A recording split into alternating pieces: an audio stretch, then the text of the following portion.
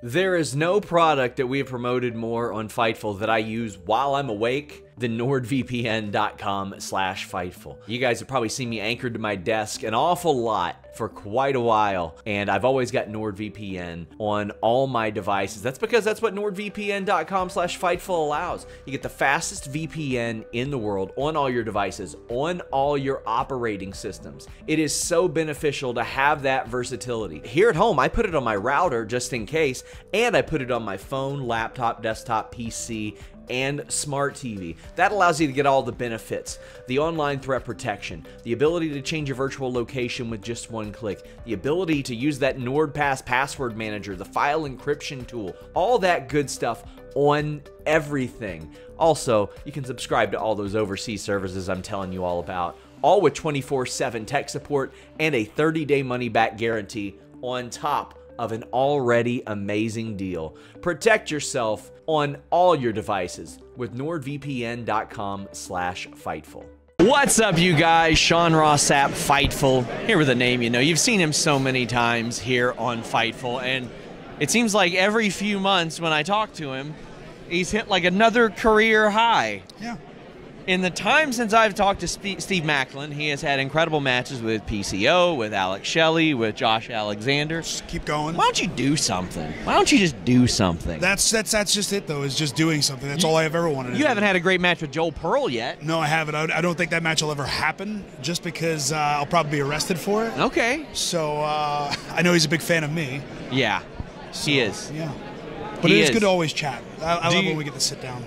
Is there anything particular you've heard him say on the post-Impact show that you're like... He doesn't put me over as much as he used to anymore. At first, he was kissing my ass a lot, and then now, for some reason, he has this thing against me. So anytime it comes about talking about my segment or my match, he just kind of blows over it quickly. Yeah, it'll be like, Cresta, please put him over, because I can't. He doesn't want to. So I mentioned at the top of the interview the just unbelievable streak of like some of the greatest matches in Impact history that you've had. PCO, Alex Shelley, Josh Alexander are three that come like right to mind. And this is after your world title run, after dealing with, you know, some injuries and things like that. How has that been for you to like look at this work that you have put forth? And I had mentioned to Deanna before, she got the opportunity to prove she was a main eventer. You immediately stepped into Impact and proved you were a main eventer. Yeah, and it was good for even as soon as I got to Impact, I got to build myself. And I'm always for longevity. It's not a sprint in this business, it's a marathon. So to be able to build that equity and show the world the kind of person that I can be in the ring and outside of the ring, of being able to do interviews, being able to do media, to show myself as a top guy somewhere, which I've always seen in myself, and I've always just wanted that opportunity. And now Impact, now TNA, I've kind of shown them that, and after my almost 3 years that I've been there now, coming up on 3 years. And wild to think it's already been 3 years. Yeah, time flies, and it's just been a lot of fun. And do I wish my world title reign was a lot longer? Yes. Do I regret being hurt in a match in Australia in my rematch? Yes, things happen, but it put me to a place now, too, where I've kind of slowed down on training, how I actually act out of the ring. I'm getting older, getting wiser. My wife's smartened me up a little bit. She tells me to slow down a little bit because I like to just go, and that's just me. If I'm working, I'm going, and it's fun to be at Wrestlecade just because this is my first time here ever at a Wrestlecade. So being able to do these, I'm not a big fan of signings, so just getting to do these are fun. I like to imagine her as like Rip Rogers. I mean, like, slow the fuck down. Maybe not as vulgar. Maybe not as vulgar, even though I love Rip. But she has a little bit of that. I didn't know it was humanly possible to say the F word in a sentence as many times as he did the first time I talked to him. To be fair, I say that. I say fuck a lot. Okay. So you're free to do it. It's an adverb, an adjective, a pronoun, an adverb. Like it's everywhere. It is a lot of things. Yeah. So, when's the moment in a match, like the three that we mentioned, where it hits you and you're like, this is special? This is it. Is it a certain crowd reaction? Is it maybe the first lockup, looking across the ring from somebody like Alex Shelley? But is there something like that where in the midst of it, you are aware and you're like, this is special? Or are you on autopilot and you're like, I'm just working? There's times. I think I had one with Trey when we had the Hard to Kill match. There was a few moments in that match where it was slowed down and it was in the heat. Just kind of beating the crap out of him, and I'm just like, it's a good moment. Like, this is working the way that I envisioned it and how I saw it to be. With Shelley, just as soon as the bell rang, we looked at each other, and it was just, I have a lot of respect for him, for what he's done to this business for the amount of years, and he's kind of been a mentor to me as well. So it was just one of those cool moments of like, oh, I finally get to do this. And even me and Josh. Behind the scenes, Josh and I have become really close friends. We have very similar taste in wrestling, so it's really cool to just kind of have that friendship and to be able to do that. That's one of those ones I do wish we could have back, because we both came back from injury. It was my first match back in the ring in a few months after I tore my groin. And it was one of those ones where, like, it was good, but it wasn't what it should have been, at least to me. I know a lot of fans loved it. It was amazing. I know a lot of people loved it, but it could have been better. I thought it was one of the best matches in the history of the company. Thank you. And, I mean, it's one of those things where I hope it gets run back. He's terrible at racing scooters. Did you see me smoke him? I smoked him. My shoe fell off, and I won on 1 foot. This guy, like, not even close, not even close. But I loved your X Division run too, because I don't think anybody expected an X Division run. And the way that I would compare it when we would review the show, I was like, it's like if you put Rhino in his prime in the X Division, like that type of intensity, where everything you did, it was different than what they did, but it also fit. Yeah, and I think we talked about that too in interviews, where it's just, the X Division is just whatever you want it to be. Yes. And that's what I always was drawn to with TNA back in the day with AJ and Joe. Just, it was a mix of styles, and that's cool when you get those clashes, because when it's the same thing over and over again, and you get a high flyer and a high flyer, and it's great, but it's just like there's something missing sometimes, or that element in the match that makes it special. And I just think that's what makes the X Division perfect. And would I love to go back after the X Division title? Yes. So who knows with the new merger going on with TNA coming back. I'm so excited. I was going to ask you about that. So I was a TNA fanatic. Like from 2005 to 2009, that's where my ass was parked. Like that was the show for me. I had become disenfranchised by some other wrestling, and I was like, this is what I want to see. This is cool. I had the familiar, some of the familiar stars, but the X Division was there. Tag team division was great. What were your feelings on the TNA rebrand?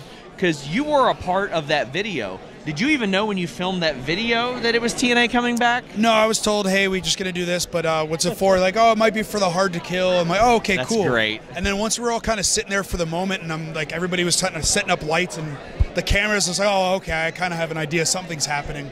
I was like, it's either a big announcement for a new TV deal or we're changing back to TNA.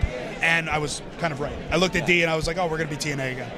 But it was just one of those things, too, where it's always been talked about behind the scenes, and it's funny because anybody's like, oh, like, who do you work for? I'm like, oh, Impact Wrestling. Like, oh, I've never heard. I'm like, do you remember TNA Wrestling? Yes. People are like, oh, I love TNA Wrestling. I'm like, well, that's TNA. So you have enough of those conversations where like, okay, this makes sense.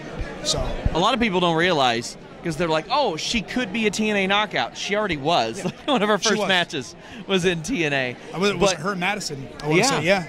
So, like, that rebrand, I know a lot of people, like, this was 3-4 regimes ago when it was the LOL TNA stuff and all that.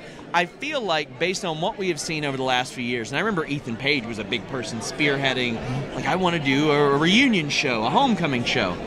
And then when I saw Impact 1000, I was like, they need to do this every year. It felt so special. It was so cool to watch Gail Kim get beat up so much. It was really great. But, like, you saw that affection towards that brand and the nostalgia and how that connection was made. And now you see people like Chris Bay release videos of when he was a kid and he's like, I want to be X Division champion. He wasn't saying I want to be Intercontinental champion or World WWE champion. He was saying I want to be X Division champion.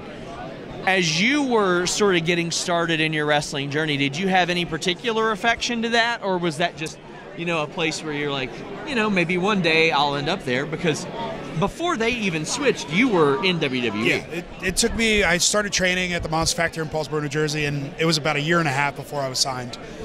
So the goal was always WWE. Yeah. I grew up in the Northeast. That was the promotion. Like, there was no Mid-South for me growing up. There was no WCW. Like, I enjoyed WCW, but the cruiserweight side of it, and then I would flip to Raw and watch Raw. And then when TNA came along, it was right after WCW folded, and then the X Division is what drew me to TNA, just because it was different, and that's, I think, what draws anybody to anything nowadays is what's different, what's better, what's new, what's fresh. And the old saying of what's old is new, TNA coming back is the old, but it's still new because people want that. They want that nostalgia. They want that TNA chant. And for Scott to stand there in the middle of the ring saying, we're fucking back, It's so pretty great. cool because I'm all right. Cool. Now I get to say that. I can say it as much as I want. If the boss is saying it and not getting fined, I'll take care of it. But it's just cool, especially with Bay. He's another one of those talents.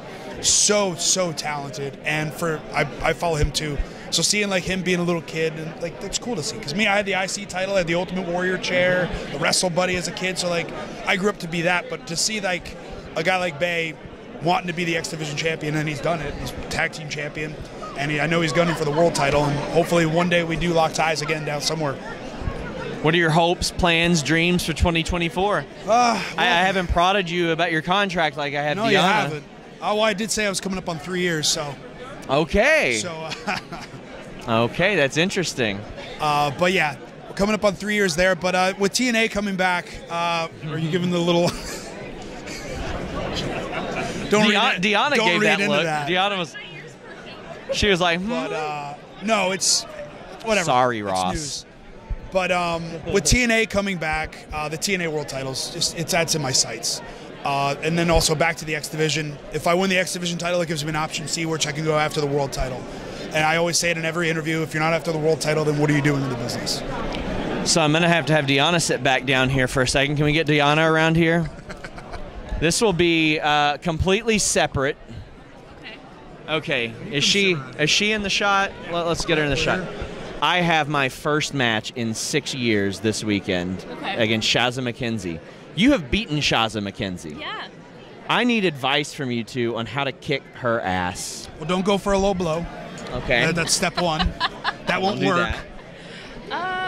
You told me that you were sick when you faced her. Yeah, so we did a 3-way in Australia, me, Shazza, and Indy Hartwell. I was so sick. So if you could maybe like make yourself vomit, I feel like that would gross her out. I will go full Mortal Kombat reptile and just barf all over her. Yeah. It's a street fight. That was it's literally legal. me. It's a street fight? Yes, street Yeah. fight. Oh, then you have everything in your wheelhouse. I tried to borrow a kangaroo from my friend in Australia, and she said, we don't just have them here. Oh. And it might be hard to get it here. Well, yeah, she probably got hers confiscated when she came over, because America don't play that shit. Is she But from Waka? Where in Australia is she from? who cares? Shazza? Yeah. Is she from Sydney? Sydney? I don't I'm care. gonna put my foot in my mouth. I don't do research. I don't know that anyone is You're not gonna from research your- Waka. No, I'm not even training for this match. No. That's smart. Yeah. She's gonna throw up on her. Yeah. Thumbtacks. Okay. I'm gonna bring. tables, barbed That's wire. a good idea. I'm gonna bring thumbtacks. I'm gonna put a table under the ring. Oh, you could bring baby powder. That is, you know what? That's a good powder could idea. work. Yeah. Good idea. Vegemite. That's just because I don't want to sweat, though. I don't. Yeah. I don't want to You sweat. can get some Vegemite. No, that Okay. Oh yeah, if you could get her, if you could feed her, then she'll be tired and ready to take a nap before the match.